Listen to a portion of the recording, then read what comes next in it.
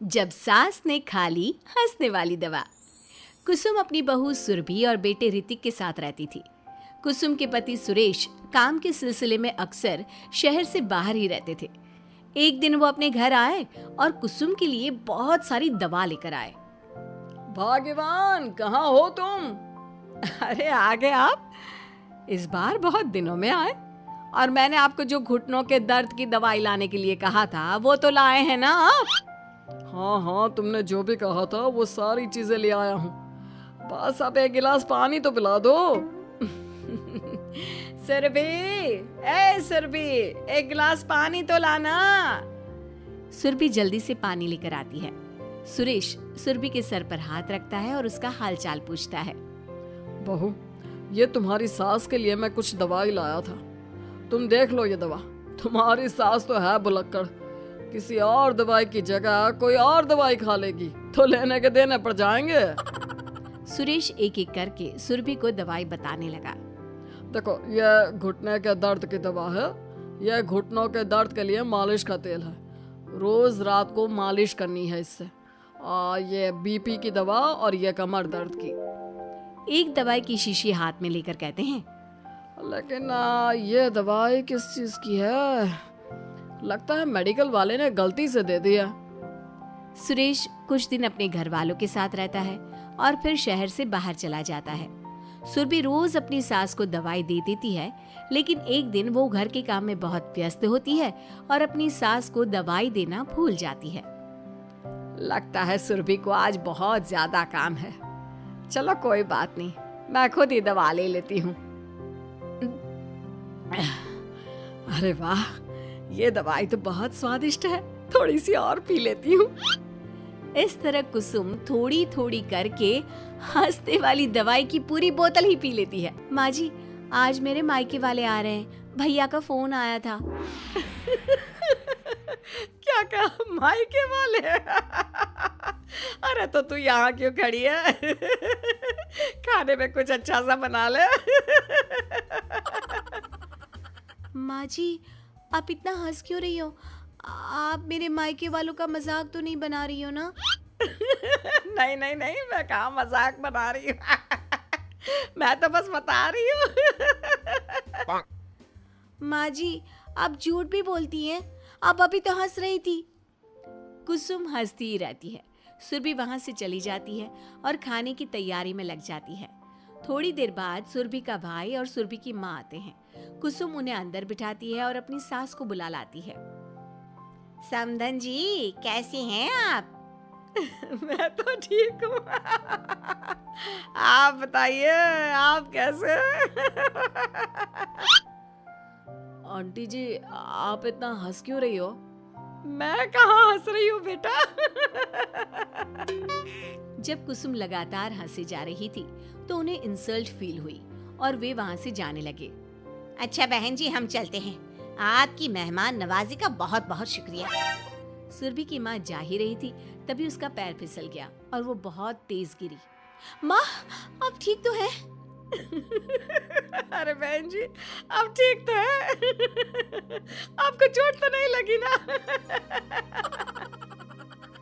आप मुझसे पूछ रही हैं या मेरा मजाक उड़ा रही हैं? बहन जी, पहले तो आप इतनी बदतमीज नहीं थी, लेकिन अब क्या हो गया है आपको? माँ, आप ठीक तो है ना? अंदर चलिए, मेरे कमरे में आराम कर लीजिए। नहीं सुरभि, हम जा रहे हैं। हमें अपना मजाक और उड़वाने का शौक नहीं है। और सुरभि, तुम अपनी सास का इलाज कराओ।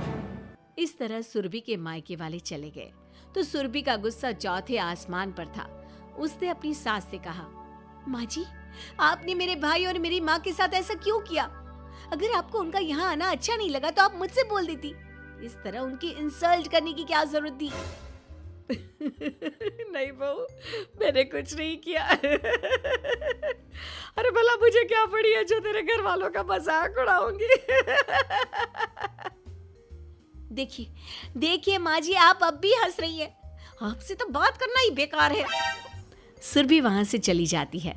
अगली सुबह सुरभि को बहुत तेज बुखार हो जाता है और कुसुम उसे आवाज लगाती हुई उसके कमरे में जाती है। सुरभि, सुरभि, क्या हुआ? अभी तक सो रही हो तुम? क्या हो गया? माँ जी, मुझे बहुत तेज बुखार आ रहा है। अच्छा। ठीक है, ऋतिक को बुलाती हूँ। माँ जी, मुझे बुखार आ रहा है और आप हंस रही हैं। अरे नहीं बहू, मैं कहाँ हंस रही हूँ। वो तो मेरी हंसी रोक ही नहीं रही है। माँ जी, जब आपकी तबीयत खराब होती है तो मैं आपका कितना ख्याल रखती हूँ और आप मुझ पर हंस रही हो। चले जाओ आप यहाँ से। बहू सुन तो सही। नहीं माँ जी, आप जाओ यहाँ से। अब तो आपके बेटे ही आपसे बात करेंगे और मैं पापा जी को भी बताऊंगी कि आजकल आप क्या कर रही हैं। जब ऋतिक घर आया तो सुरभि ने उसे सारी बात बताई। मुझे तुम्हारी बात पर विश्वास नहीं हो रहा। माँ तो तुमसे बहुत प्यार करती है, फिर वो तुम्हारा और तुम्हारे घर वालों का मजाक क्यों उड़ाएंगी? खैर अभी छोड़ो इस बात को, अभी तो तुम मेरे साथ चलो, तुम्हारी दवाई ले आते हैं। कुछ दिन में सुरभि ठीक हो गई। एक दिन ऋतिक को पता चला कि उसके मौसी के बेटे राहुल की तबीयत बहुत खराब है, तो वो अपनी माँ और पत्नी को लेकर हॉस्पिटल पहुंचा। मौसी जी, कैसे हैं राहुल भैया? बेटी, इतने दिन हो गए मेरे राहुल को बीमार हुए, लेकिन उसकी तबीयत में कोई सुधार नहीं आ रहा। अरे छोटी, हुआ क्या है राहुल बेटे को? कुछ बता तो सही। माँ, आप हंस क्यों रही हो? कहाँ हंस रही हो बेटा? मैं तो अपनी बहन के बेटे के लिए परेशान हूँ। माँ, ये क्या तरीका है? रहने दे बेटा, ये तो मैंने सुना था कि मुसीबत में साया भी साथ छोड़कर चला जाता है। आज मैंने देख भी लिया। अरे नहीं बहन, मैंने ऋतिक और राहुल में ना कभी कोई फर्क नहीं किया। फर्क तो दिख रहा है कुसुम दीदी। अगर आपके बेटे की तबीयत खराब होती तो आप ऐसे हंसती क्या? ऋतिक बेटा, ले जा अपनी माँ को यहाँ से। ऋतिक बहुत गुस्से में अपनी माँ से बात करने लगा, लेकिन कुसुम तो सिर्फ हंसे ही जा रही थी।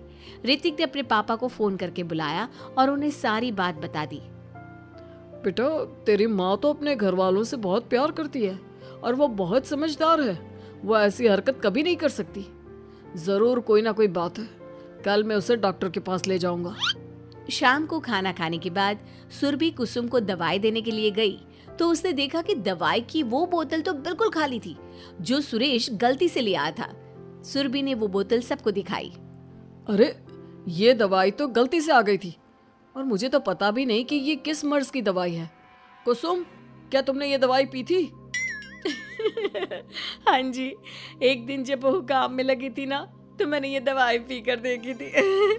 मुझे दवाई बहुत स्वादिष्ट लगी तो मैंने सारी पी ली। माँ, आपको दवाई स्वादिष्ट लगी? अरे आप भी बच्चों जैसी बात करती हो। ऐसे कोई भी दवाई नहीं पीनी चाहिए, इससे कोई बड़ा नुकसान भी हो सकता है। मैं अभी डॉक्टर से पूछ कर आता हूँ। ऋतिक डॉक्टर के पास गया और कुछ देर में वापस घर आकर सबको बताया।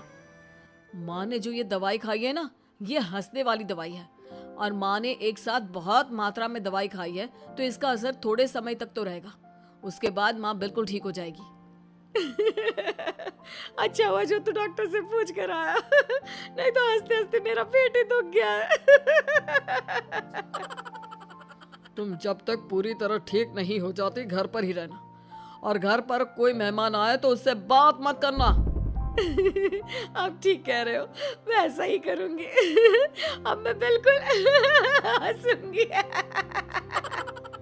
कुसुम की बात सुनकर सभी हंस पड़े।